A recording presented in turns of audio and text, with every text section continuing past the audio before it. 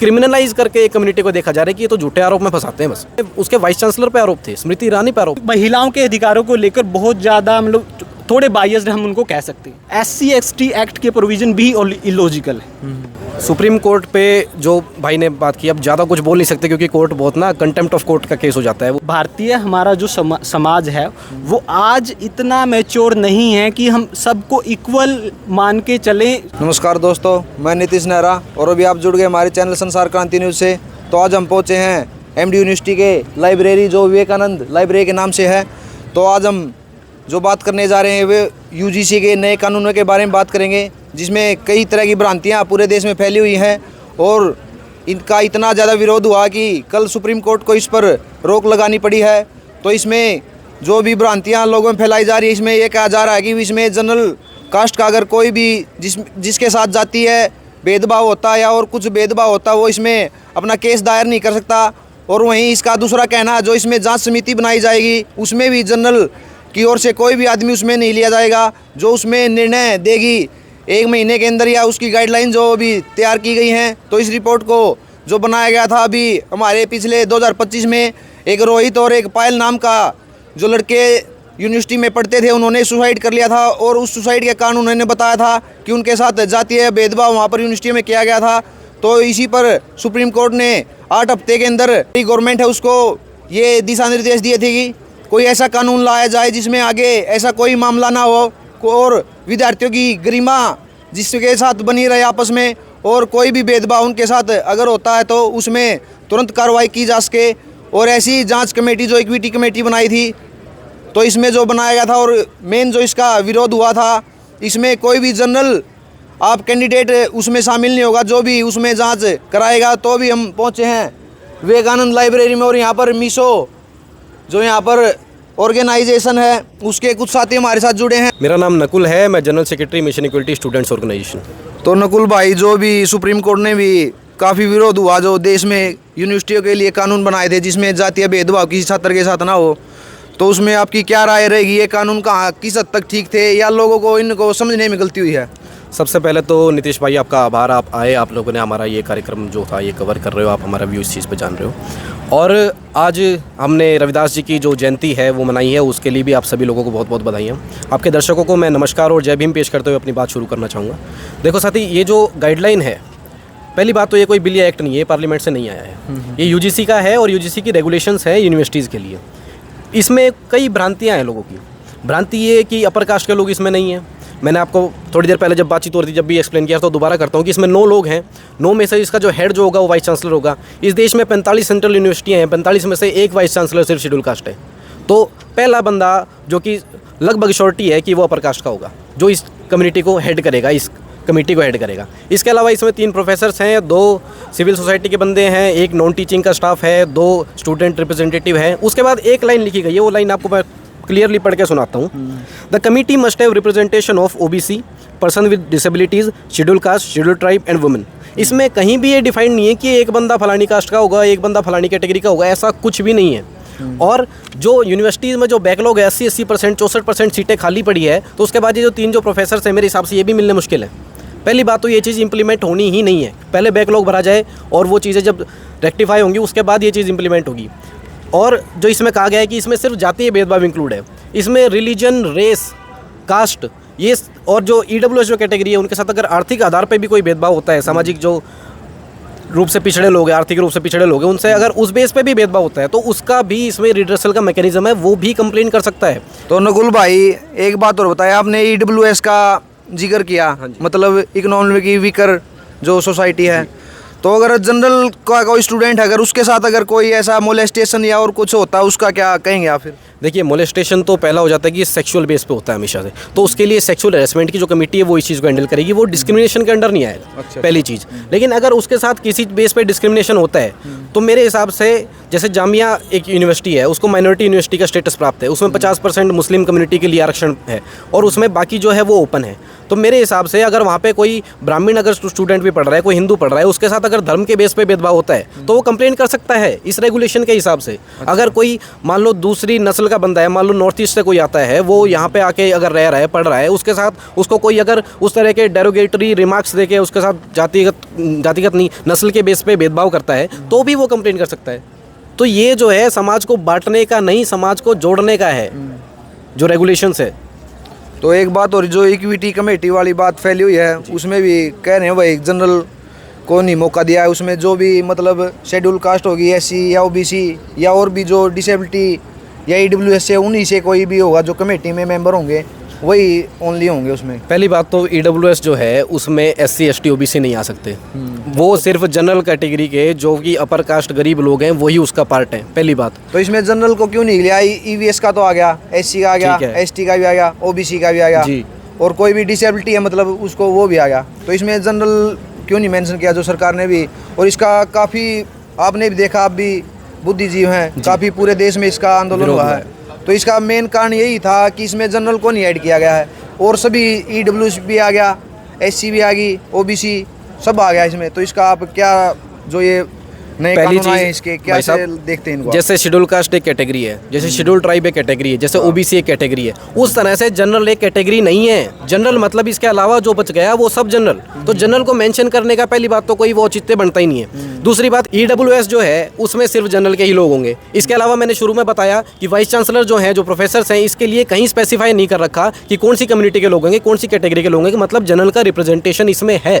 क्या नाम भाई आपका? दीपक भोंसले भाई साहब। देखो, इक्वल अपॉर्चुनिटी सेंटर जो कमेटी है जो इस रेगुलेशन में मेंशन है, इशूड बाय द यूजीसी, पहली बात तो इसमें जनरल को स्पेसिफिकली मेंशन करके एक्सक्लूड नहीं किया गया है। हाँ ठीक है। दूसरी चीज़, इसमें एससी एसटी और ओबीसी की रिप्रेजेंटेशन की बात की गई है। ये कहीं पे मेंशन नहीं है कि जनरल कैटेगरी से कोई नहीं हो सकता, ऐसा कोई मैंडेट नहीं है। तो पहली बात तो ये मिथ है कि इसमें जनरल के रिप्रेजेंटेटिव नहीं होंगे, जो कि मेरे साथ नकल ने भी बता दिया कि वाइस चांसलर ही बहुत सारी, पूरी हरियाणा में सभी यूनिवर्सिटियों में सिर्फ एक वाइस चांसलर एससी का है। तो आप कैसे, जब हेड ही उसको वो करा, तो आप कैसे बोल दोगे जनरल का रिप्रेजेंटेशन नहीं होगा? तो एक और इसका जो आउटड्रा ज़्यादा हुआ है इसमें ये है कि जैसे किसी ने भी अगर किसी पर कंप्लेंट कर दी है, अगर वो कंप्लेंट झूठी पाई जाती है तो उस पर हम कोई कार्रवाई नहीं कर सकते भाई, जो भी कंप्लेंटर है। तो इसको किस तरह देखते हैं आप? बिल्कुल, सोसाइटी में आज इंडियन सोसाइटी के सामने सबसे बड़ा जो एक क्वेश्चन है, जो कि माननीय सुप्रीम कोर्ट ने भी कल जो है गवर्नमेंट से पूछा है कि आज़ादी के इतने समय बाद क्या आज भी ऐसे कानूनों की देश को ज़रूरत है जो एक स्पेसिफिक कम्युनिटी को जो है कुछ विशेषाधिकार दे। ठीक है। तो मैं अपनी बात रखना चाहूँगा, जैसे हमारे भारतीय समाज में महिला सशक्तिकरण को लेके बहुत सारे कानून पहले से बने हुए हैं। ठीक है।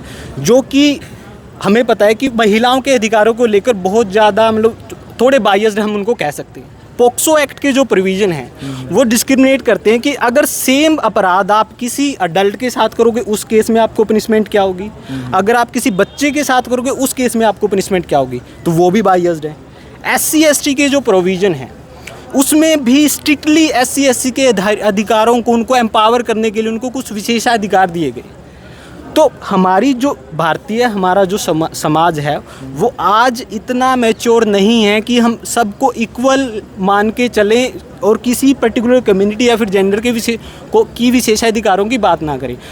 इस एससी एसटी कम्युनिटी को विशेषाधिकारों की ज़रूरत है। ये आज भी इतने पिछड़े हुए हैं, आज भी अपना हर जगह प्रेजेंटेशन कायम नहीं कर पाए हैं। ये इसीलिए इस कानून की ज़रूरत है। अगर भारतीय समाज आज ये सोचता है कि हमारी सोसाइटी इतनी मैच्योर हो चुकी है कि हमें इन कानूनों की ज़रूरत नहीं है, तो उस हिसाब से महिला सशक्तिकरण के लिए जो कानून बने हुए हैं वो भी जो इलॉजिकल हैं, पोक्सो एक्ट के प्रोविज़न भी इलॉजिकल हैं, एससी एसटी एक्ट के प्रोविज़न भी इलॉजिकल है। तो दीपक भाई, एक इसमें कोई सज़ा का प्रावधान नहीं मेंशन किया गया है कि भाई उसको कितनी सज़ा होगी, या वो टर्मिनेट हो जाएगा, या उसको और भी इसका मुख्य आउटरा है कि ये भी माना जा रहा है कि इसमें सज़ा नहीं मेंशन की गई है। बिल्कुल, जो भी इसमें कल्प्रिट होगा उसको क्या सज़ा मिलेगी। इसमें जो है माननीय सुप्रीम कोर्ट ने भी कल बात की, ये हम भी एक्सेप्ट करते हैं कि बहुत सारे प्रोविजन जो हैं जिनमें अभी क्लियरिटी नहीं है, वो लाइक नंबर ऑफ कमेटी में नंबर्स ऑफ मेंबर्स को लेकर है, ठीक है, या फिर पनिशमेंट को लेकर आपने बात की। बहुत सारी खामियां हैं, लेकिन उनको दुरुस्त किए जाने की ज़रूरत है। उनको दुरुस्त किए जाने की ज़रूरत है, इसका विरोध करने की ज़रूरत नहीं, उनको दुरुस्त किए जाने की ज़रूरत है। और दूसरी चीज़ आपने बात की पनिशमेंट की, स्पेसिफिकली जो यूनिवर्सिटी लेवल पे जो पनिशमेंट होती है वो यूनिवर्सिटी एडमिनिस्ट्रेशन ही डिसाइड करता है, पहली बात तो, ठीक है। तो उसमें गवर्नमेंट इंटरफेयर नहीं कर सकती। अगर क्लास में कोई स्टूडेंट कुछ मिसबिहेव करता है तो पनिशमेंट गवर्नमेंट थोड़ी देगी, टीचर देगा ना, ठीक है। तो यूनिवर्सिटी लेवल पे जो छोटे मोटे डिस्क्रिमिनेशन होगा उसके लिए पनिशमेंट यूनिवर्सिटी डिसाइड करेगी। अगर ऐसा कोई बड़ा अपराध है, ठीक है, उसके लिए इसमें पनिशमेंट जो है डिस्क्राइब कर रखी है, जिसमें इन्होंने मेंशन किया है कि यूनिवर्सिटी एडमिनिस्ट्रेशन जो है डिस्ट्रिक्ट लीगल अथॉरिटी के साथ जो है कनेक्ट में रहेगा।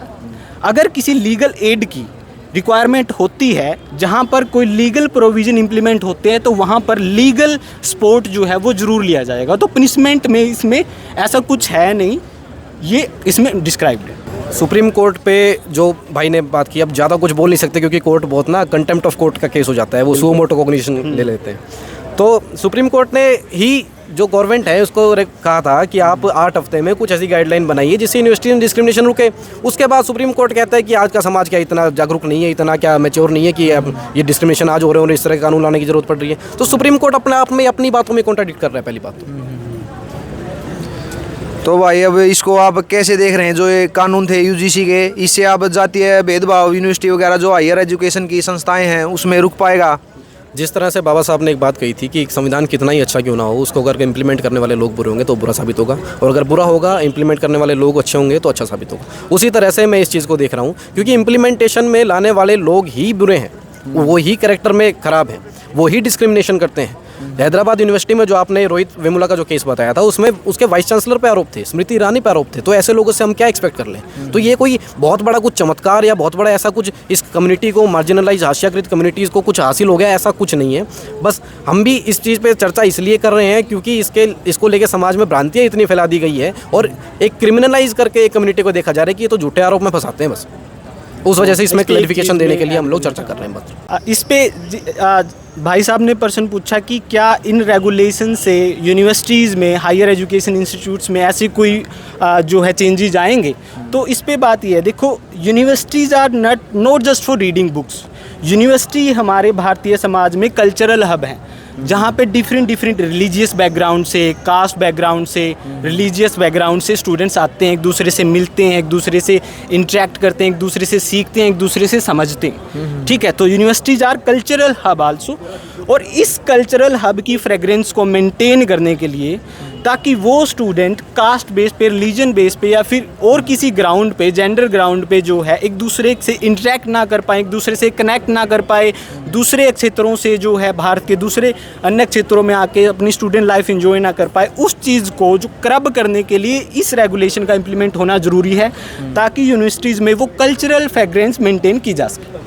तो अभी आपने देखा मीशू ऑर्गेनाइजेशन के मेंबर और नकुल जी जो उसके लीडर हैं, वो उनके आपने विचार सुने। तो अभी हम कुछ और स्टूडेंट से आपको जो यूजीसी के कानून है उनके बारे में उनके विचार लेंगे।